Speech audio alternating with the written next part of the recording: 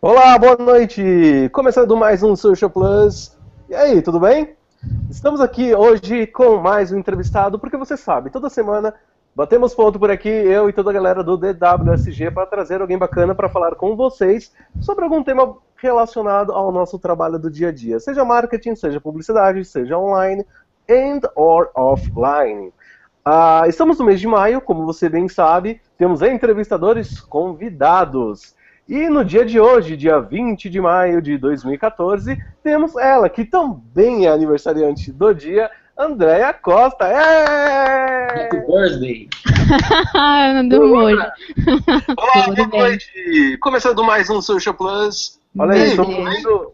Estamos aqui hoje com mais um entrevistado, porque você sabe, toda semana batemos ponto por aqui, eu e toda a galera do DWSG, para trazer alguém bacana para falar com vocês sobre algum tema relacionado ao nosso trabalho. Vamos fazer assim, então. Ok, ok. Então, enquanto a Andrea está ali fazendo os últimos ajustes, a Andrea, para quem ainda não sabe, atualmente é atendimento que cuida de contas no setor de automotivo, ou seja, BMW, Chrysler, Volkswagen no Brasil, Renault, entre vários outros, ela participa. E a Andrea convidou aí o Thiago Flores Dias, que é diretor na agência ReWeb, e o cara é especializado em marketing de performance, marketing digital. Já faz gestão de campanhas online de brand, performance em social media marketing na ReWeb, além de ter passagens aí pela Cubo e pela AG2. Dé, você está com o mute ligado, por favor, tire seu mute para você continuar por aqui. Boa noite, Thiago, tudo bem? Boa noite, como é que tá, pessoal? Tudo bem? Um pouco Muito frio hoje bem. aqui em Porto Alegre. Muito E bom. você, Então, como é que tá, aqui Andréia? Tá bem? Recém te vi. Né? Bem, aqui em Recife está Tempo que a tudo gente não se fala, tranquilo, né? né? Tudo ótimo. Ótimo. Então, gente, vamos dar início. Hoje a dinâmica, né, como estamos no mês de maio, que é um mês diferente, a dinâmica hoje é um pouco diferente. Trouxemos o Thiago, que está trazendo 40 minutos de conteúdo sobre marketing de performance e Big Data. Então, quem tiver perguntas, por favor, fiquem à vontade de comentar e ao final, os 20 minutos finaizinhos, iremos respondê-las assim que possível. Thiago, sua vez, a palavra é sua, fique à vontade, bem-vindo ao Social Plus. Tá, obrigado pelo convite, fico muito feliz de participar. E eu tenho certeza que quando a gente fala de Big Data, né, surgem várias discussões em o que é, o que se pode fazer com Big Data. E a minha ideia hoje é trazer um conteúdo para vocês que ele tenta simplificar bastante o conceito, pelo menos para traduzir alguns termos técnicos e trazer para a realidade do marketing digital a aplicação prática do Big Data. Ok? Então, assim, ali eu compartilhei com vocês a apresentação que eu organizei há pouco tempo para um evento. Ela está bem estruturada e focada em Big Data, porque o evento era de Big Data. Mas eu vou fazer um apanhado geral do marketing digital de performance, até para que todo mundo aqui fique sabendo de uma forma mais geral e nivelada com relação ao assunto. Tá? Então, a primeira frase que eu gosto sempre de abrir quando eu entro nesse tema é essa frase do John Wanamaker, que é uma frase que ela é emblemática no que diz respeito à performance. Eu sei que metade dos dólares que eu invisto em publicidade é perdida. Só não sei qual metade. Então, o John Wanamaker, quando ele disparou essa frase, ela foi emblemática porque se vivia um momento no marketing que não sabia, dentro dos investimentos que se fazia de mídia, principalmente a Coca-Cola, que ele era diretor da Coca-Cola, não se tinha uma visão específica assim de saber, olha, eu invisto tanto em PDV, eu invisto tanto em rádio, em TV, e eu não sei mensurar exatamente o quanto cada uma dessas mídias está retornando para mim, quanto realmente está gerando valor para a minha marca. Então se fazia um investimento em larga escala e sabia-se, quando eu faço investimento de mídia, realmente aumenta a aceitação da minha marca, a minha marca vira aquele atalho, né, na hora de optar por um produto, ou eu crio a demanda, que é a principal missão do marketing, né, gerar a demanda, e não se sabia qual era a mídia que gerava mais resultado, apenas se fazia um investimento de forma global. Né? E o marketing de performance ele surge nesse contexto.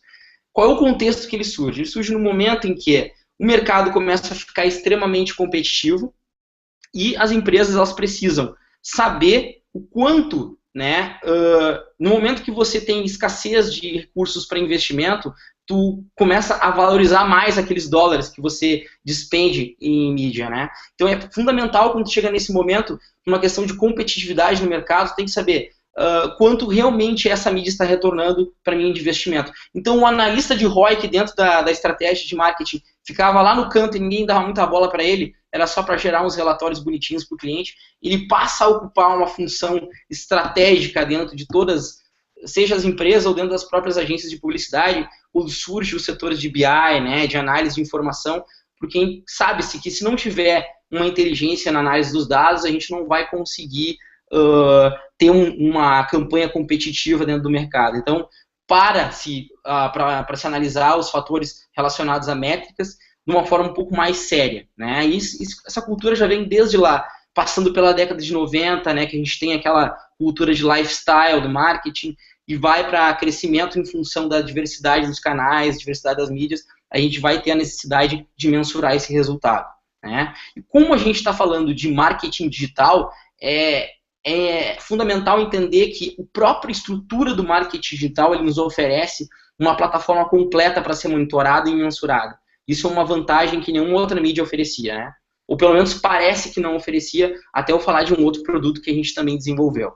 Enfim, essa outra frase que eu gosto de utilizar bastante também, que é na verdade uma menção de duas frases, uma junção do Drucker com o Kotler, que é: o objetivo do marketing é tornar a venda supérflua, né? Então as pessoas têm um pouco de confusão com relação a marketing e venda, né, propriamente dito, porque são coisas distintas, né? O marketing, ele entra com uma automação na venda e faz com que aqui o papel de esforço de venda ele seja supérfluo, desnecessário, né? E ao mesmo tempo, aí puxando do Kotler, é conhecer e compreender o cliente tão bem que o produto ou serviço ele se venda por si próprio. Então, a métrica, ela não pode ser só uma métrica que seja para ponderar o número de vendas, né? Quanto essa mídia está gerando número de vendas, mas o quanto eu automatizei o processo de demandas de marketing para gerar essa venda ou esse crescimento de marca. Uma coisa que as pessoas confundem também é achar que marketing de performance é A, branding é B.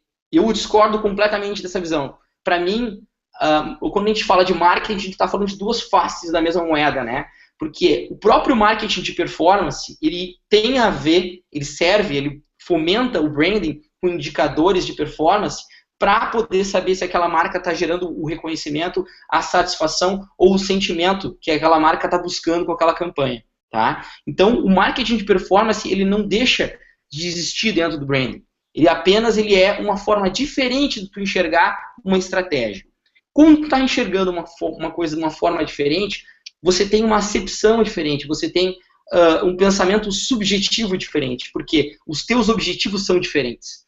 Quando eu quero fazer uma estratégia de marketing de performance, eu vou eleger objetivos estratégicos claros, matematicamente mensuráveis. Quando eu estou falando uma estratégia de branding, já é um pouco mais subjetivo. Embora eu consiga definir métricas, essas métricas elas vão ter critérios subjetivos diferentes do que uma campanha de marketing de performance.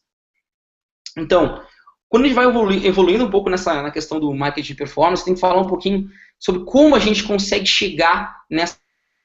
O primeiro conceito que me surge à cabeça é o de indicadores-chave de performance. Vamos pegar, por exemplo, um caso assim que é comum a todos nós. Quem aqui não quer correr, pratica algum exercício físico, né? Então, quando a gente inicia uma atividade física, a gente tem um objetivo claro, né? O que uma pessoa, essa moça da foto, por exemplo, o que ela está buscando? Ela quer ficar mais magra? Ela está procurando um marido? Não, o que ela está querendo? Ela está querendo perder peso, ter saúde. E esses objetivos, que na verdade são subjetivos, são uma vontade dela, para eles poderem trabalhar dentro de uma perspectiva de marketing de performance, né, eles têm que ser matematicamente mensuráveis. Então, é o primeiro critério, definir objetivos mensuráveis. Então, ela define uma lista de KPIs, que são indicadores de performance, e estabelece metas para esses KPIs. Vamos dizer que um dos objetivos estratégicos dela seja perder 5 quilos. Né? Ou ficar mais magra, vamos falar de uma forma mais subjetiva. Ela quer ficar mais magra. Então, o primeiro KPI que ela vai definir é o quanto de peso que ela tem que perder para poder ficar magra. Ela não vai acreditar em nenhuma mágica, porque a gente está trabalhando com marketing de performance, a gente está trabalhando com números. Então, ela vai definir uma estratégia. Vai dizer, olha, eu acredito que se eu perder 5 quilos, eu vou estar muito próximo do meu objetivo dentro de uma pessoa que pesa tantos quilos. Né? E, em função disso, ela estabeleceu um KPI e ela já estabeleceu o quê? Uma meta de KPI. E ela tem que imaginar o quando e como a gente pode tornar essa meta atingível, attainable. Porque se tu não conseguir definir uma forma de atingir esse objetivo, e ele vira inatingível, ele não é um objetivo de marketing performance. Ele não é um objetivo que vai ser alcançado através de alguma estratégia. Assim funciona com qualquer outra estratégia de performance, assim vai funcionar no marketing digital de performance. Quando eu estabeleço uma estratégia de marketing digital de performance, eu construo um objetivo estratégico, eu defino métricas para mensurar o quanto eu estou próximo ou distante desse objetivo, né? E eu vou definir uma estratégia para poder alcançar essas métricas. E vou sempre revisitar esses indicadores para poder saber se eu estou próximo disso ou não. Então, assim, no caso da corrida, bacana a gente ilustrar aqui, né? Tempo de corrida, distância, o pace, né? Que é a média de velocidade entre o tempo de corrida e a distância. Isso é um forte indicador de que ela está atingindo ou não os objetivos, quando se está falando de um projeto que seja corrida, prática de exercício físico, né? Então, assim, gosto muito de jogar esse dado aqui, eu gosto de brincar com esse exemplo da corrida, porque a gente consegue dar um pulo direto para o Big Data, né? Tu pega hoje, por exemplo, um aplicativo como o Nike Plus, ele automatizou a coleta de informação desses dados. Hoje você tem um iPhone, você instala o aplicativo, pelo quanto tu desloca em GPS, ele já consegue jogar esses dados dentro de uma nuvem, né? Dentro de um cloud computing, onde ele processa essas informações e... Tiago, deixa eu só te cortar um minutinho. Você não está compartilhando a apresentação na tela? Não está compartilhando? Não. Deixa eu dar uma olhadinha aqui. Voltou agora ou não? Pô, que pena, cara. Tanta coisa que eu já falei que está ali dentro, mas vamos lá. É questão de minutos. Aqui. Compartilhando a tela. Ah, aí sim. E agora?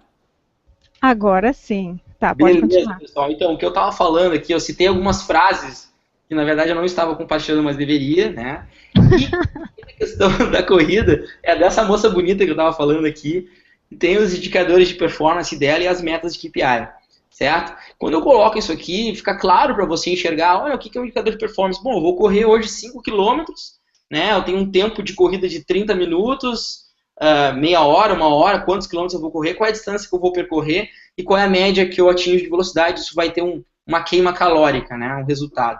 Então, a mesma coisa se nós pegar e passar isso aqui para dentro do conceito de Big Data, né? Olha só que bacana, o Nike Plus já faz isso para você. Você coleta as informações, seja através de uma pastilha que tu coloca dentro do tênis ou através do teu iPhone, ele consegue mensurar o deslocamento por GPS e jogar esses dados na nuvem. Mais do que isso, ele adiciona toda a questão de social media, gamification, né, de poder competir com os teus colegas em corridas virtuais, a questão de tu conseguir mensurar a evolução da tua corrida, né? Então, liberar os badges, cada vez que tu consegue evoluir, passar e superar os teus próprios limites, né? Vai ganhando troféus. Então, é muito bacana a gente ver que a gente consegue, de um conceito simples de mensuração de resultados, já pular para a noção de Big Data. Em cima disso aqui eu consigo ver, por exemplo, qual é o meu pace médio, qual é a distância que geralmente eu corro para eu poder desenhar novos objetivos. O Big Data, ele é muito isso, né? A gente pensa assim, Thiago, mas isso aí não seria Analytics? Isso aí não seria o tal do BI, o Data Warehousing? Então, eu vou falar um pouco de cada um desses modelos de análise de dados para te mostrar que o Big Data não é isso, tá? É uma coisa diferente. Mas também não é um bicho de 7 cabeças que a gente não consegue entender. Pausa novamente. Tá compartilhando a primeira imagem da tua apresentação. Atualiza. Aham, tá na tua foto ainda. E agora? Muda. Não mexe? Não mexe. Oh. Ah, que pena, cara. Deixa eu tentar fazer o seguinte, ó. Eu vou tentar compartilhar na medida que eu vou passando pelas telas. Isso. Vai ter que ser isso aí. E agora se eu botar essa aqui, por exemplo, ó, eu vou pegar direto o PowerPoint, ver se não é mais fácil. Pessoal. Só vou ter que remover as barras, que senão não vai ficar.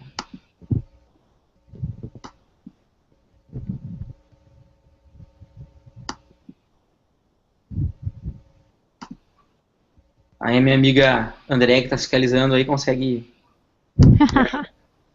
Vê se agora, quando eu troco a tela, aparece. Troca a tela. Acabei de trocar. Tá em outra tela. E agora? Pronto, pode continuar.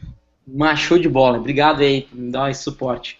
Enfim, então, a tela que eu estava mostrando, que estava falando enquanto vocês não viram coisa alguma, né? Era essa tela aqui, onde a gente tem uma análise de Big Data do próprio Nike Plus com relação aos dados da corrida. Então, ele te dá um apoio à tomada de decisão bacana, né? Traçar novos objetivos e etc. Esse filme é um filme que eu digo assim, que, pô, já está um pouco saturado de todo mundo dizer, veja esse filme.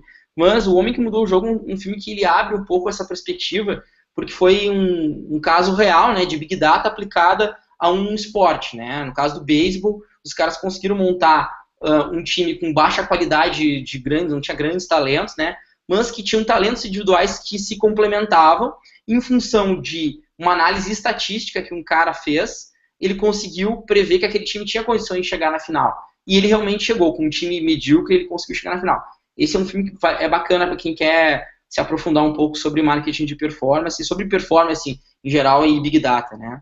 Então, as métricas são diferenciais competitivos que colocam concorrentes iguais em grau de paridade. Então, aquilo que eu falei, as empresas, elas estavam no mercado competitivo, elas precisavam traçar metas nas quais colocavam pequenos anunciantes em posição ou de igualdade ou proporcionalmente num market share que ele pudesse concorrer com o grande, né? Então, é uma oferta que o marketing de performance tem. Quando a gente trabalha hoje no mercado, é bacana, porque a gente pega assim, eu atendo desde grandes empresas até local business, que são empresas locais. E essas empresas, elas têm uma limitação muito grande de verba, e às vezes elas estão concorrendo com grandes anunciantes. Mas dentro daquele mercado que ela pode atuar, aquele produto que ela pode vender, uma técnica bem apurada de definição de métricas, custo, né, e resultado da campanha, a gente consegue obter resultados iguais àquela presença global da marca concorrente naquela região. Porque naquela região a gente consegue competir com uma verba menor se a gente tiver bem apurado qual o resultado que a gente tem que obter, o quanto que a gente pode gastar para obter um lead, o quanto que a gente pode gastar para obter uma venda, né? Então, é uma característica do marketing performance tentar nivelar muito os concorrentes. Então, não existem números ruins também, existem apenas análises mal feitas. Então, toda análise é subjetiva, o Big Data é sobre isso, é uma pessoa analisando dados em tempo real. A gente pode ter boas ou más análises, né? O pensamento por trás de como tu utiliza os dados, ele não implica numa decisão. Essa decisão ela não é automática como é no Data Warehouse, né? É uma decisão que ela parte de um analista. Hoje o analista de Big Data, essa função ela já existe nas grandes empresas. Muitas empresas estão contratando profissionais ou formando profissionais que eram de BI para essa análise em tempo real das métricas que ela tem à disposição. E esse cara ele é um cargo executivo muito importante, que é um cara que vai auxiliar o vice-presidente da divisão ou o presidente da empresa a tomar as decisões, né? Então, eu vou agora fazer um apanhado. Eu dei essa introdução para vocês sobre métricas, para vocês entenderem um pouco do conceito que é o marketing de performance. Falei um pouco estou repassando aqui porque em função de a gente ter tido essa interrupção, né, da apresentação dos slides. Mas, repassando, né, a gente passou pelos indicadores de performance, falou um pouco do conceito Big Data aplicado aos indicadores de performance e um pouco de inspiração em função desse filme que eu acho bacana, quem puder ver, vale a pena, tá? E agora fazendo um apanhado com relação à aplicação disso no ambiente de publicidade, né? Então eu faço essa brincadeira aqui com o nosso amigo Steve Wonder, né? Porque a mídia convencional ela tem essa, vamos dizer assim, essa conotação histórica.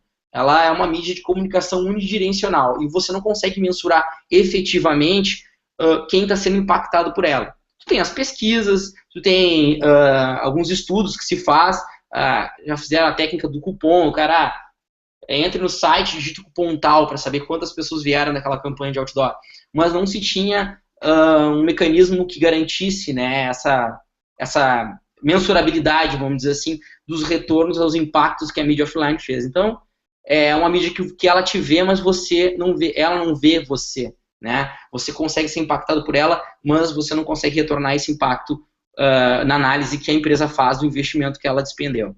Então, comunicação unidirecional, poucos indicadores de performance, né? Geralmente, quando negociava, por exemplo, um outdoor que se tinha aquela visibilidade, é um bairro nobre, né? provavelmente classe AB, passando fluxo de veículos número X tal, né? Não tem como saber o interesse desses caras, né? E uma mídia tipicamente de intervenção. Quando eu falo intervenção, a gente está remetendo àquele conceito lá do Seth Godin, que fala sobre marketing de permissão versus marketing de intervenção, né? Ela é uma mídia de interrupção, ela me ataca. Eu não estou indo comprar o produto ou estou procurando por ele como o Google me oferece uma resposta. Eu estou andando com um carro numa BR e você me impacta com aquela mídia. Eu entro dentro de um trem e você tem ali uma mídia de indoor dentro do trem. É uma mídia de alto impacto, de intervenção, mas não é uma mídia de permissão. Eu não solicitei ela, não quis, eu não estava procurando pelo produto ou serviço que você estava oferecendo. É uma característica da mídia convencional, né? E o marketing digital já tem completamente é completamente diferente, né? Primeiro, comunicação multidirecional. O que esse louco está querendo falar com isso? Bom, multidirecional porque, por exemplo, eu posso estar com a Andrea hoje dentro do Facebook falando horrores da Nike e a Nike não está sabendo de nada disso. Então, você perde o controle, né, a gestão da sua marca, do seu produto, da sua empresa. Qualquer um pode estar falando sobre você abertamente ou em públicos restritos, ou simplesmente pode estar fazendo uma comunicação direta contigo, reclamando, né, o saque 2.0, reclamando diretamente para ti, reclamando de forma aberta, mencionando você nas redes sociais. Então é uma plataforma extremamente aberta quando se diz respeito à comunicação, né? Convergência dos dispositivos, pô, tem livros sobre isso, né? A gente sabe. A televisão, hoje tu utiliza ela para acessar o YouTube. Da mesma forma, tu utiliza o computador para consumir vídeo, ver filmes, coisa que não se fazia, sei lá, 10 anos atrás, isso não era uma realidade, né? Tomara que seja 10 anos, porque eu comecei a ficar velho nesse negócio de internet e já não consigo mais contar os anos. Enfim, recursos multimídia, né? Tem toda a questão da atratividade, da interatividade, a Web 2.0, que ela possibilitou que o site, que antes era aquela coisa estática, sem interação, né? Consumindo conteúdo. Eu me lembro muito bem disso. Para nós, que somos veteranos de internet, acredito que o pessoal que está acessando aí hoje, muito mais novo, né? A gente utilizava a internet na década de 90 para consumir informação. O máximo de interação que tinha era os IRCs, que tu entrava num canal, que a comunicação era super limitada, né? E o público de pessoas que entravam lá era um nicho muito restrito, não era a mesma coisa que era consumir internet depois da década de 90, ali por ano 2000, quando surgiu com força, né, a tecnologia Ajax, possibilitou que o site ele praticamente portasse todas as interações que tu tinha no computador dentro de um navegador de internet, né? Isso foi uma revolução, né? E a precisão nas métricas também é um aspecto fundamental. A gente está falando de métricas online, são dados de computador, né? O tempo de permanência do usuário no site, a fonte de origem dele, o fluxo de navegação dele no site para conversão, todos os ambientes onde ele interagiu, quando a gente está falando de funil multicanal, né? Todos os lugares que ele esteve, isso são dados que são armazenados no computador dele, são inegáveis. Então, tu tem ali uma margem de erro mínima, né, para dizer que aquele dado não confere com a realidade. Alto grau de interatividade que eu já justifiquei através da plataforma Web 2.0. E com o surgimento do marketing digital, a gente tem uma mudança drástica no conceito de consumo de produto. Né? Eu vejo que em muitas palestras o pessoal fala, Zemote, vai ler o Zemote. Mas tentar explicar o Zero Moment of Truth de uma forma bem simples, bem tautológica. Tu tem o estímulo que a marca provoca, né, tentando convencer o cara a comprar o produto. E antigamente a gente tinha o conceito do primeiro momento da verdade e do segundo momento da verdade. Ou seja, eu sou estimulado pela mídia e eu vou lá na loja, né, no ponto de venda, eu vou lá, quero ver esse computador da marca tal. Eu olho, testo, nossa, é exatamente o que eu estou procurando. Nossa, que design de produto, que diferenciais técnicos, que recursos, né? E em função disso, eu dou a minha opção de compra, eu vou lá e compro aquele computador. E aí tu passa pelo tal do segundo momento da verdade, que é a experimentação. Que aí as empresas, tudo que eu estou falando aqui para vocês, não é bobagem, porque lá atrás tu vai olhar que todas as indústrias têm o pós-venda, tem o comercial. Então ele tem uma estratégia de pós-venda para poder gerenciar o segundo momento de expectativa do usuário. Seria o momento que ele comprou o produto e começa a repassar feedbacks com relação àquilo. Esse produto não tem durabilidade, esse produto não está atendendo a minha expectativa. Então, as empresas organizavam o produto dessa forma. Para definir o preço do produto, né, qual a extensão da garantia que eu dou? Né, qual é a durabilidade do meu produto? Né, como é que funciona o meu pós-venda? Qual é o pós-venda que eu estou recebendo? O feedback do meu consumidor, do meu saque, com relação a esse produto. E assim se desenhavam os líderes de mercado, o posicionamento do produto no mercado. Com o marketing digital, isso se tornou, vamos dizer, não desnecessário, mas muito pouco perto da expectativa do cliente. Por quê? Hoje o usuário ele não compra um produto simplesmente se baseando por um estímulo de mídia. Ele quer saber quais são os usuários que já consumiram aquele produto. Ele quer saber mais. Eu não vou nem chegar no nível que a gente tem hoje do marketing 3.0 de falar qual é a espiritualidade desse produto, né? Se aquele produto está dentro da minha filosofia de vida, né? Que é uma coisa muito mais relacionada a valores. Mas vamos ficar só no marketing 2.0, vamos nos ater a nichos, né? A qualidade daquele produto que ele entrega para mim. E os reviews. Esse cara, esse produto está sendo utilizado por alguém no mercado hoje. Quem utiliza, o que fala com relação a ele? Então, as empresas passam a ter um problema para ser resolvido. Como vencer esse momento zero da verdade? Como convencer o consumidor que o produto delas é bom o suficiente para dentro do mercado competitivo, né, com um grau de concorrência excelente, com produtos e diversidade grandes, né, ainda assim escolher o teu produto, adquirir o teu produto. Então esse convencimento, né, essa gama de estratégias que envolve desde a geração de conteúdo, geração de sentimento com relação à marca, isso tudo é o momento zero da verdade, né? O zero moment of truth. Então, é pra gente ter uma ideia de como isso aqui mudou a relação de consumo e como isso também está relacionado com o marketing digital. Com o marketing digital e com o marketing digital de performance. Aí falando um pouco de mobilidade, né? Que é um fato que as pessoas até um pouco se assustam com esse ponto de crescimento aqui. Esse gráfico não é recente, tá? É uma pesquisa interna do Google, você pode ver que até 2013 era uma pesquisa confidencial do Google. E o que era? Basicamente é um estudo com relação à mobilidade no Brasil. 8,5% lá em 2012, a gente já tinha de volume de buscas vindo de dispositivos móveis. Esse ponto vermelho aqui, que em todas as palestras que eu dou, eu pergunto para os caras, o que tu acha que foi isso aqui? A Andréa tá online, hein? Tá me ouvindo, Andréa? Andréa? Oi? Tô aqui, pode falar. Bloqueou? Você ouviu tudo que eu falei ou não? Acho que você Sim. acordou agora até. Ah, Então, querida, olha só, eu ia perguntar, porque eu sempre pergunto pra todo mundo quando eu tô falando de alguma coisa. mentira. Eu pergunto com relação a esse Que loucura. ponto vermelho aqui. Tá. E eu sempre aposto uma cerveja artesanal se tu descobrir a que tu quiser. Pode escolher a que tu quiser. Cerveja artesanal, você tirou a tua visibilidade da câmera. Eu tô vendo o teu avatar. É mesmo? Não tirei, deve ter caído por causa da conexão. Eita. Deixa eu dar uma olhadinha aqui. Não, a câmera tá... Voltou? Não! Ah, tá ativa a câmera. Tá, eu tô vendo o teu avatar, mas é pra adivinhar o quê? Não, tá vendo? Você consegue ver o PowerPoint compartilhado ali? Não, não, não, não. Não tá compartilhando? Não. Nossa senhora. Tiago, estamos vendo o PowerPoint sem problemas, deve ser problemas na conexão da Andréa. Ah, então é Aqui, comigo. para nós está parado, agora estamos vendo só você. Para nós Isso. estava parado no Brasil é móvel. Agora te Ah, vemos. beleza, mas a intenção é essa mesmo. Porque o que acontece? No Brasil é móvel, você tem ali um ponto vermelho que foi o ápice que deu um estouro no volume de acessos no Google através de dispositivos móveis. E eu sempre faço a pergunta tradicional. O que vocês acham que foi isso aqui? Entendeu? Ah, não tenho como adivinhar. Prossegue. Ah, pelo amor de Deus, né? É fácil. Cara, isso aqui, pensa o seguinte, qual é a mídia que tem maior penetração no Brasil hoje? Ah, essa é fácil de responder, né?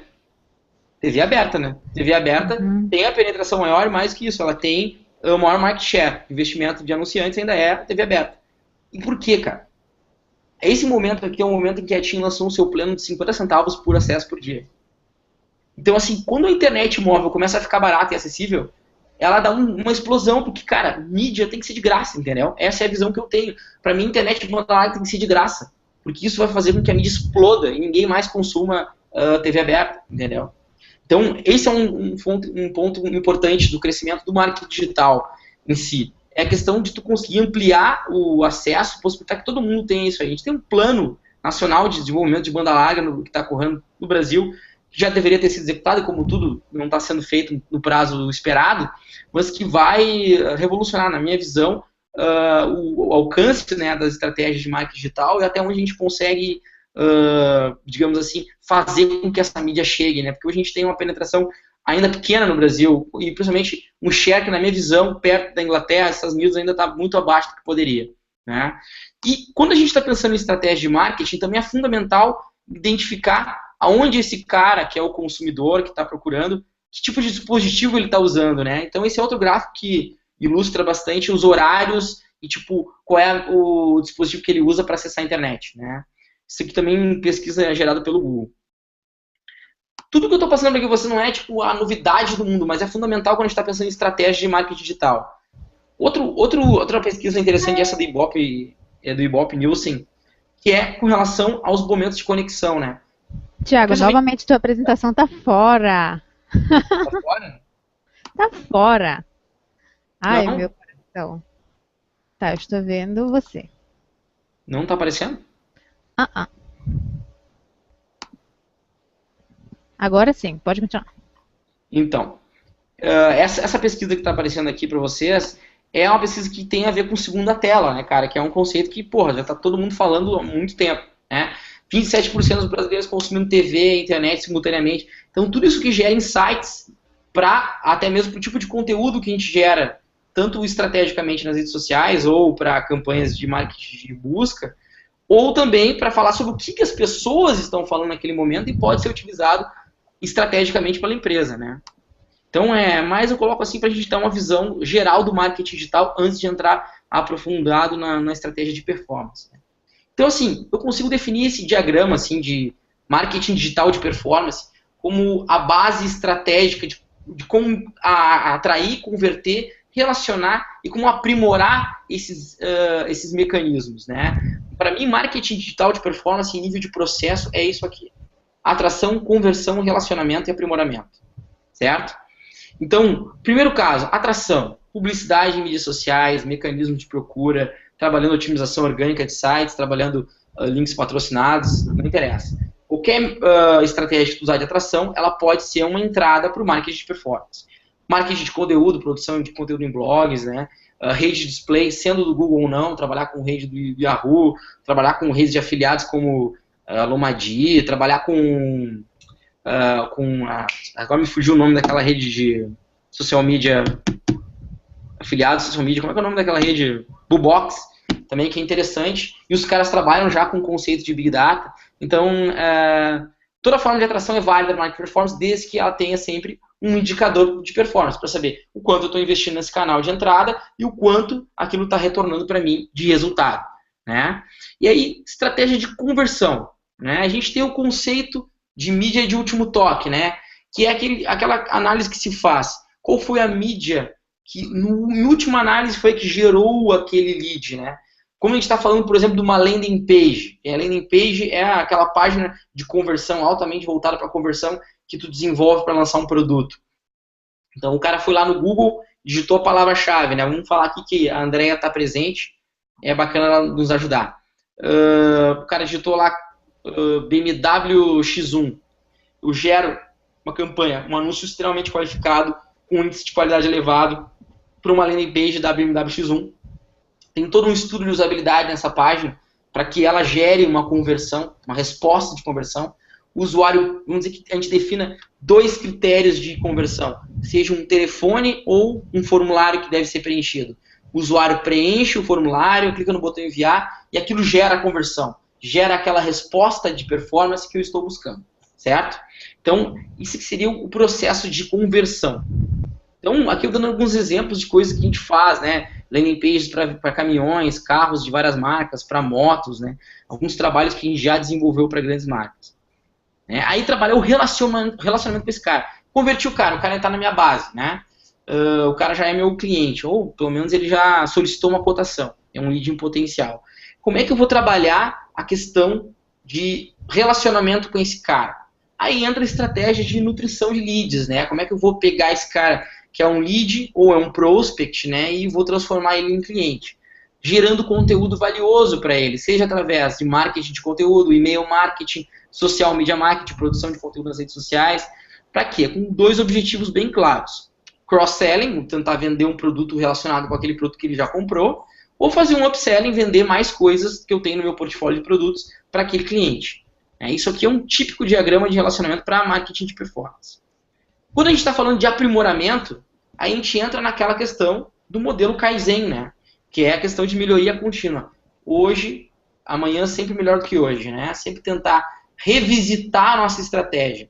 Quando eu faço um site, por exemplo, eu tenho o recurso dos testes AB, ou testes multivariados, que eu vou lá e gero 2 ou 3 versões daquela página e coloco ela simultaneamente rodando para tentar gerar uma conversão, uma melhor conversão. Eu consigo gerar um gráfico que ele vai me dizer do total de acessos daquele site, quantos usuários foram convertidos pela versão A, B e C.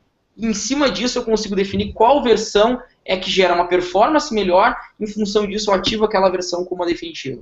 Certo? Então isso é uma estratégia de aprimoramento. O Google Analytics é uma boa ferramenta, não digo que seja melhor, mas é a mais utilizada, vamos dizer assim, de análise, né, de web análise. A gente tem os relatórios de tempo de permanência, taxa de rejeição, são alguns indicadores de performance. Funil multicanal para te enxergar além da mídia de último toque, né, enxergar outras mídias que participaram daquela conversão. Né? Quando eu estou falando de análise e performance, eu botei aqui um exemplo bem tosco, mas que é prático, né? Que é um mapa de calor do Google.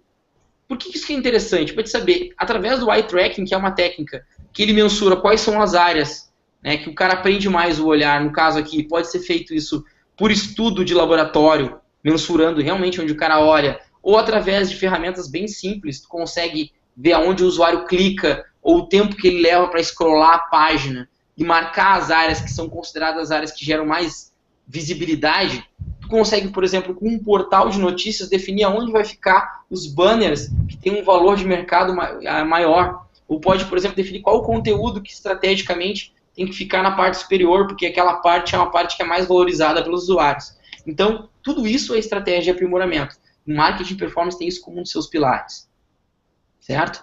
A gente conseguiu ir além disso, né? A gente inventou um produto que é o rastreador de mídia. Não bastando a gente conseguir mensurar todas as estratégias de mídia online, a gente começou a se preocupar como a gente vai conseguir mostrar para o nosso cliente que toda essa estratégia ela dá mais resultado do que a mídia convencional, que é aquela que eu mostrei para vocês antes. Né? Então, a gente inventou o rastreador de mídia, que é um produto através do qual o cara anuncia num jornal, anuncia na rádio, anuncia na TV, a gente gera números de telefones diferenciados e consegue, através de um painel de controle, disponibilizar para o nosso cliente o número de origem e qual foi a mídia vinculada. E dessa forma a gente gera relatórios de performance para saber, olha, com um investimento de R$30 mil no Google, você obteve 150 leads. Com um investimento qualificados, né, porque a gente tem um CRM integrado para poder qualificar o lead. Com um investimento de 15 mil no Google, você obteve 350 leads, também qualificados pelo CRM. Então, dessa forma a gente consegue obter uma análise e saber, ó, essa mídia digital está dando mais resultado que aquela estratégia de mídia offline que você está habituado a realizar. Né? E entrando um pouco mais aprofundadamente na parte de Big Data. Né? Eu gosto dessa frase, porque ela instiga um pouco a questão, né, que o cara fala sobre o conto do vigário digital do Big Data, né, que as pessoas não sabem utilizar um Excel. Bom, nada disso é justificativa para a gente não falar de Big Data. E eu vou mostrar um caso prático de Big Data que é utilizado no projeto da IBM, que é utilizado e facilmente você consegue aí de casa fazer uma análise com os dados não estruturados que você tiver à sua mão. Né? Primeiro falar um pouco do Big Data. Big Data é essa capacidade que a gente tem hoje de análise em tempo real. Todo mundo fala, tá, e aí, a tempo real, teve análise, mas como assim? Bom, hoje tu tem uma câmera de segurança, ela já tem capacidade de captar informação. Você tem um sistema de carga de transporte, você consegue, por GPS, saber onde está cada um dos caminhões e desenhar a melhor rota. Se você tem uma lavoura, você consegue saber, através de um sistema agrícola, qual o momento melhor de realizar um plantio. Você tem carros, você consegue saber qual o tipo de máquina, de veículo, né, que está mais adequado a um perfil de piloto. Então, essa inteligência ninguém mais quer abrir mão. A gente não está falando mais de analisar os dados de uma forma superficial, como se tinha antes. Né? Eu analiso os dados depois do que acontece. Eu estou falando da porcaria de um Boeing voando, sei lá, de Londres para Nova York, E esse Boeing, ele tem um problema mecânico e lá durante o voo, ele já manda uma requisição para a fábrica e a fábrica está solicitando a peça enquanto o Boeing ainda nem pousou. Então, essa inteligência já está à disposição das grandes empresas e a mesma forma que aos poucos ela está chegando para que qualquer um possa utilizar, né? Então, ela, antes de tudo, é uma tecnologia. Ela tem esse diagrama que eu vou explicar para vocês aqui, mas não é análise fundamental tu basear em cima disso aqui, tá? O Big Data ele surgiu em cima de velocidade, né? 3 pilares fundamentais. Velocidade de acesso à informação, eu preciso tomar uma decisão rápida. Quanto antes a informação chegar para mim, melhor. Variedade, ou seja, eu posso ter dados que são acessados dentro de um website, como eu posso ter um banco de dados estruturado em SQL Server, né? E volume de informação, a gente está falando de terabytes de informação. Embora o diferencial grande não seja no volume, e sim na velocidade de entrega. Para mim, o pilar essencial é variedade e velocidade, né? E a gente tem mais 2 Vs, que seria valor e veracidade, porque a informação ela pode ter um indicador para definir o quanto aquela informação é estratégica para mim e o quanto ela é confiável, né? Porque com tantas fontes de informação, podem ter fontes mais e menos confiáveis, né? Então, o primeiro caso é essa inter-relação entre dados estruturados e não estruturados.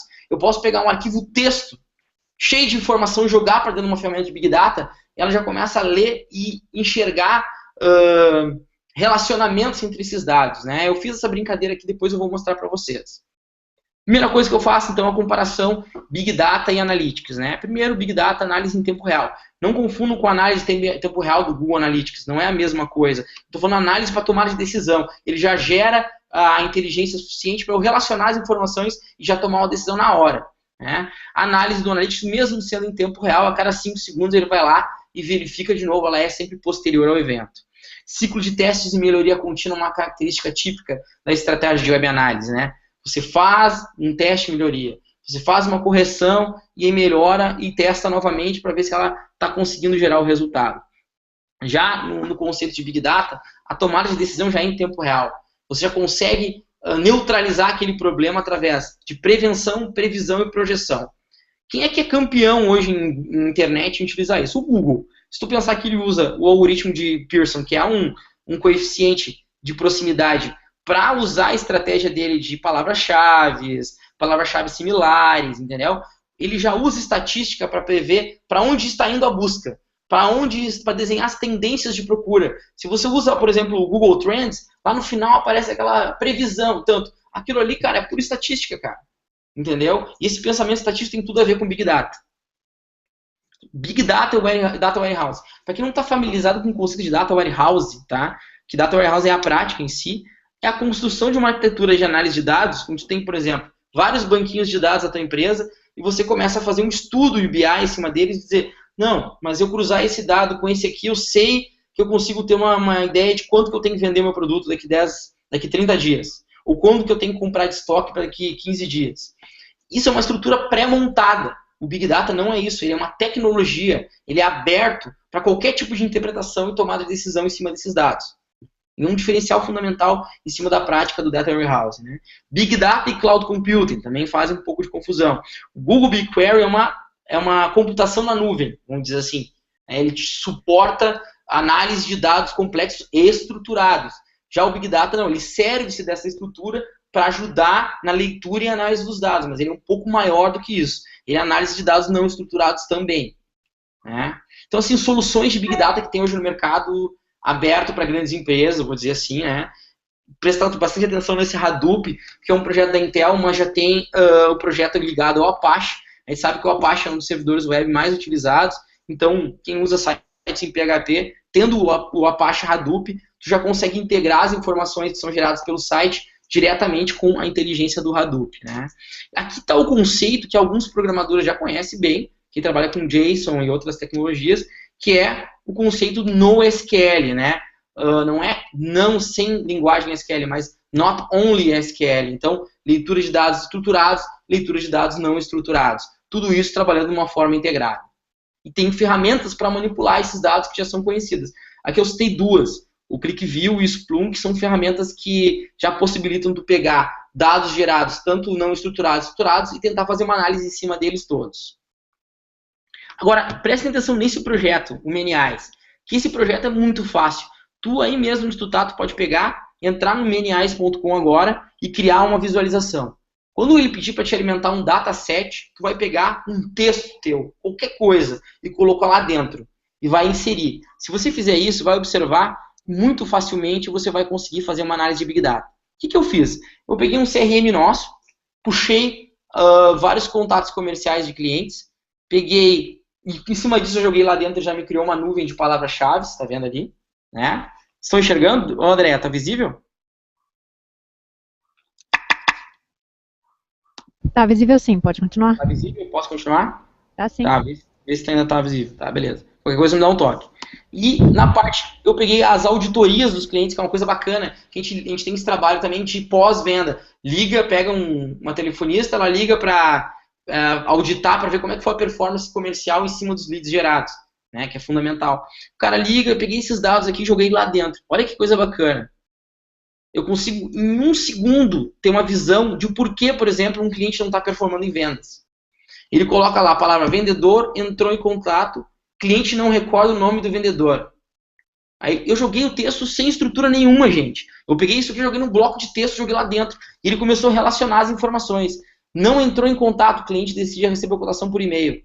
Vendedor entrou em contato, porém, não passou os valores. Olha a quantidade de riqueza de dados que eu posso gerar para o meu cliente. Eu, numa reunião com ele, em 5 minutos, utilizando uma ferramenta aberta que existe, Big Data, eu disse para ele, cara, não está perfumando venda porque o teu vendedor não entrou em contato. E se entrou, não passou os valores. Tá entendendo? Isso aqui com a estrutura que for. Pode ser com 10 auditorias ou pode ser com 1 milhão de auditorias. Ele vai ler os dados e vai conseguir traduzir isso. Então, esse é o ponto que eu queria passar hoje para vocês. Big Data ele é um troço que está acessível, né, através desses projetos. Ele consegue ajudar você, sim, a tomar decisões estratégicas para o cliente. E ele é uma coisa que vocês têm que estar na pauta de preocupações da empresa, porque com ele tu vai conseguir ter mais velocidade de informações, vai conseguir gerar mais inteligência para os teus clientes. Acho que é isso aí. Muito bem. Júlio, cadê suas palavras? Me sinto muito pelas interrupções aí dos PowerPoints, não sei o que aconteceu com eles. Ah, normal. Saem, é normal, já estou acostumado. Agora eu te compartilhei a tua tela. Se compartilhar, peraí. Deixa eu pegar aqui. Ok, eu tenho algumas perguntinhas que chegaram via cartinha, mentira, inbox. Certo? Posso Já começar? descompartilhou ali, né? Tá, te vendo agora. Tá, qual melhores ferramentas para eu começar a fazer o meu trabalho de marketing de performance? Melhores ferramentas. Cara, assim, em primeiro caso, depende do que tu vai fazer, né? Se tu quer... minha estratégia, ela envolve site. Primeira coisa, o site pro Google Analytics, tá? Porque se tu não souber ainda como interpretar bem os dados no Google Analytics, não é importante. Ele tem relatórios prontos e já te ajuda a ter uma visão geral, assim. Mas antes de tudo, tem que definir os teus objetivos. O que tu quer fazer? Eu quero fazer um site para vender bolsas, né? Quais são os critérios que eu vou utilizar para fazer um site para vender bolsa? Tem que saber ticket médio de venda, eu tenho que saber custo por conversão, e eu coloco aquilo ali tudo no Excel, como é que é o meu custo por conversão. Em cima daquilo eu vou montar um relatório de performance. E aquele relatório vai guiar toda a minha estratégia. Em cima desse relatório de performance, eu vou ver se o investimento que eu fiz na estratégia A está dando um resultado satisfatório porque está movendo o meu indicador C, entendeu? Então, o primeiro ponto é o que tu quer fazer. Se tu quer fazer um site bolsa, site Google Analytics, já começa a ter uma análise, é de graça, né, e te dá uma inteligência legal. Eu quero fazer um aplicativo de redes sociais. Pô, cara, aí o Facebook Insights vai pensar na plataforma de análise que vai te ajudar. Em cima daquela performance, vai ter que estudar os indicadores, ver, o que é engajamento? Eu já vi gente resumir engajamento numa coisa simples, não é tão simples assim. O que é consumption? O que é o consumo? Qual é a diferença de consumo para engajamento? Né? Em cima desse estudo que tu vai fazer, tu vai entender, realmente, aqui, essa campanha que eu fiz no Facebook, esse conteúdo está gerando os likes que eu espero, está gerando os cliques na foto que eu espero, e realmente está gerando vendas lá atrás, porque o meu indicador máximo sempre vai ser a receita. Porque marketing de performance, em última análise, é dólares, é dinheiro, é money. É o quanto que aquela estratégia está botando de dinheiro no caixa da tua empresa. Ok. Segunda pergunta, qual o melhor modelo de relatórios? Não existe um modelo perfeito de relatórios. Depende de cada tipo de coisa que tu vai fazer. Por exemplo, se eu quero fazer um e-commerce, digamos assim, o scorecard, o meu relatório de performance é lá. Se eu quero fazer, por exemplo, eu estou divulgando, aí vamos pegar uma campanha de branding, diz que marketing performance é aplicável a branding, mas eu quero fazer uma estratégia de divulgação de uma marca de uma bota feminina, né, via Marte, etc. Bom, aí eu tenho que definir quais são indicadores de visibilidade dentro das ferramentas, qual é o alcance orgânico que eu tenho das publicações, qual é o engajamento que nas redes sociais que gerou mais visibilidade, porque aí o caso é visibilidade de marca. Então, em cima daquilo ali, eu vou definir minha estratégia de performance. Qual o resultado que eu tenho que entregar para o meu cliente? Olha, meu cliente precisa que tenha um alcance de 1 milhão de pessoas. Como é que eu vou fazer o alcance de 1 milhão de pessoas dentro da estratégia de marketing digital? Utilizar estratégia de seeding, né, de divulgação nos nichos, nas redes, a mídia, né, qual é a mídia de impacto que eu vou usar, conteúdo, qual é o conteúdo que eu vou gerar para poder gerar esse engajamento, né, em cima. Então, cara, isso vai depender do que tu vai fazer. Se tu vai fazer um hot site, o relatório pode ser de um jeito. Se a tua empresa é uma empresa de geração de leads automotivo, os indicadores são completamente diferentes do e-commerce.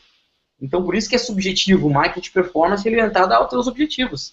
Se o objetivo for vender carro, primeiro vai ser o número de carros vendidos, né? O ticket médio de venda dos carros, a margem de lucro obtida em cima do carro que você vendeu. Quando a gente está falando de e-commerce, a gente está falando de valor médio de venda de produto, né, que é muito utilizado essa métrica em e-commerce, custo médio de produto, são métricas mais de varejo, né, e com certeza também é um relatório diferenciado, mas também é um relatório que facilmente tu consegue identificar se tu atingiu ou não o objetivo. Ok.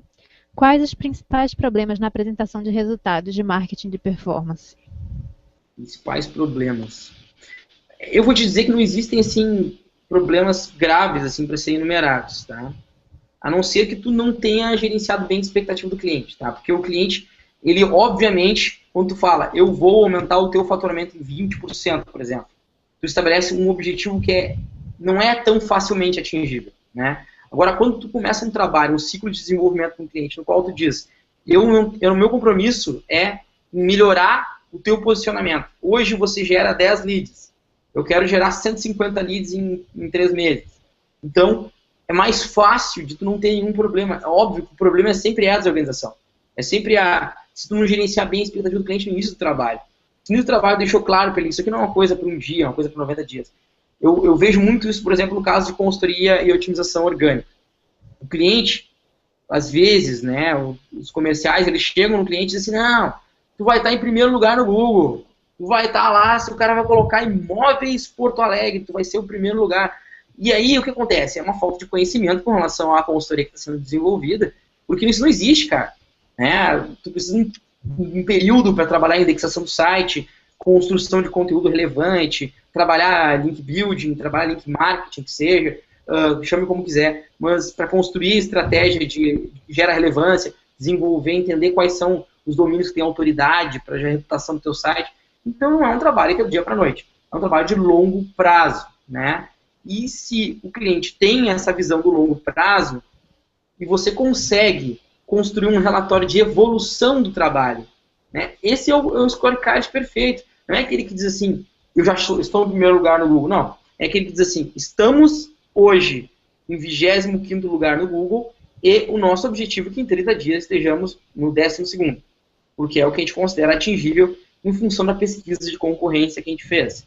A gente vai estar em primeiro lugar, ou em 5º lugar, que seja, ao longo de 8 meses de trabalho. Bom, aí a gente está trabalhando, definindo objetivos atingíveis, realistas, e geralmente é uma forma muito boa de tu minimizar os problemas na estratégia de marketing de performance. Né? E o bacana do marketing de performance, quando a gente está falando de números não mentem. Né? Se você comparar, eu gosto muito de trabalhar, eu acredito muito no meu potencial, eu coloco sempre assim, cara, me bota a campanha quem está fazendo para ti agora, eu faço uma estratégia separada dele, não precisa cancelar o contrato com um cara, e tu vê o resultado que eu atinjo comparado com o dele. Se o meu resultado for melhor, você continua trabalhando comigo. Se o meu resultado for pior, cara, não existe mais. A plataforma do Google ela é 100%. Eu costumo dizer que as coisas que as pessoas comemoram na plataforma do Facebook, para mim, já é tautológico, que é uma coisa que já existe na plataforma do Google há 5, 6 anos, entendeu? Então, em nível de maturidade de métricas, o Google AdWords, ele arrebenta com o Facebook Ads, assim, disparado. Quando o Facebook resolveu lançar o pixel de conversão, já existia acompanhamento de conversão no Google há, sei lá, 5, 6 anos. Ah, tá, tem um tempo de maturidade da plataforma, tempo da própria mídia, né, que é mais recente. Beleza, mas os caras estão engateando muito ainda quando se fala de performance. Já poderiam estar bem mais longe. Eu questionei o presidente, o diretor do Facebook no Brasil, um evento em São Paulo, no caso da Fenabrave, justamente sobre isso. Ele disse que a gente tem uma preocupação muito grande hoje, porque realmente, na parte das métricas, a gente está deixando a desejar para o anunciante. E isso é uma preocupação grande, né, de qualquer anunciante. Se eu estou trabalhando com marketing performance, eu quero ter números para poder justificar meu investimento. Então eu vou te dizer que não tem uma resposta fechada para isso. Então. Muito bem. O marketing de performance consegue justificar investimentos do meu cliente no digital? Claro, com certeza. Esse é o objetivo principal dele. Na verdade, com o mensurador, o rastreador de mídia que a gente desenvolveu, tu inclusive consegue comparar o teu resultado com a mídia convencional. Pode pegar, por exemplo, campanhas de jornal, TV, e jogar essas campanhas vinculadas, né, a números de telefone, e criar um número de telefone específico para a campanha online e ver qual delas está gerando mais resultado efetivo de leads, né? Se a gente está trabalhando com lead generation, ou se for venda online, melhor ainda, mais fácil, né? Porque aí o e-commerce tem todo o fluxo de compra, tá tudo lá, de onde o cara veio, por onde o cara ligou, né? Muito mais fácil. Ok, agora a última pergunta para finalizar. Qual o profissional que é responsável pelo marketing de performance, aplicação e subtração de dados na agência? É o cara do TI, Analytics, atendimento ou o gerente de projeto? O cara que está mais próximo disso aí, porque assim, ó, níveis e níveis de gestão de projeto, tá? Porque o gerente de projeto, na minha época, eu era gerente de projeto, tu tinha a análise de Cubolap dentro do Microsoft Project, tu tinha já um BI dentro do projeto, entendeu? Que era uma análise de cubos que tu fazia para saber cruzar dados de uma forma inteligente, tá? Era o BI aplicado à gestão de projeto. Eu não conheço nenhuma empresa de internet que faça isso ainda. Elas hoje são muito empíricas, trabalham muito com processo ágil, e eu realmente não estou familiarizado com análise de BI em processos ágeis, tá? Mas eu acho que desses que ele mencionou, seria mais o cara de web análise. Desde que ele seja um cara que tenha domínio de todo o processo do negócio. Quando eu fui convidado a primeira vez para ser profissional de web análise lá, G2, em, sei lá, 90 e pouco, não vale a pena falar que é muito tempo, uma coisa que me passaram, meu diretor me chegou lá, olha, nós queremos tu aqui, mas para um cara para acompanhar desde o início do processo até o final do projeto. Então, o cara de web análise ele não pode entrar no projeto no final, né? Porque uma das coisas mais interessantes que eu acho, pelo menos na hora de concepção do projeto, é o user experience, né? É a questão de experiência do usuário. Por quê? Dois aspectos. Primeiro, sentimento de satisfação com a marca ou o produto, né? O cara que entra num site que ele se sente à vontade, que as pessoas ainda acham, né, que os caras vão lá e compram um Apple, pagam 3 vezes o preço de um computador normal, e eles ainda acham que o design não é o... Ele compra o produto dele por design e ele não sabe ainda que aquilo ali está determinando o branding no futuro. Então, assim, o design do site, a forma como ele é pensado para gerar experiência satisfatória para o usuário, ele está hoje determinando muitas coisas, inclusive o trabalho de web análise. Porque a web análise ela vai identificar os problemas que muitas vezes um design thinking no início do processo, propondo já uma solução mais inteligente para um problema, poderia ter resolvido. Então, eu acho que é o profissional de web análise nesses aí, mas teria que ter um cara mais específico de BI, na minha opinião. É um cara que tem conhecimento de web análise, é um cara que tem um pouco de conhecimento de user experience também, né, e ele manja um pouco de gestão de projeto. Eu acho que é um novo perfil. Da mesma forma que há 5 anos atrás a gente falou de vendas online, a gente falou sobre o gerente de e-commerce, e hoje eles são realidades muito bem pagas no mercado. O gerente de Big Data, né, o analista de Big Data, de projetos de marketing digital, ele vai surgir e vai emplacar, cara, no mercado.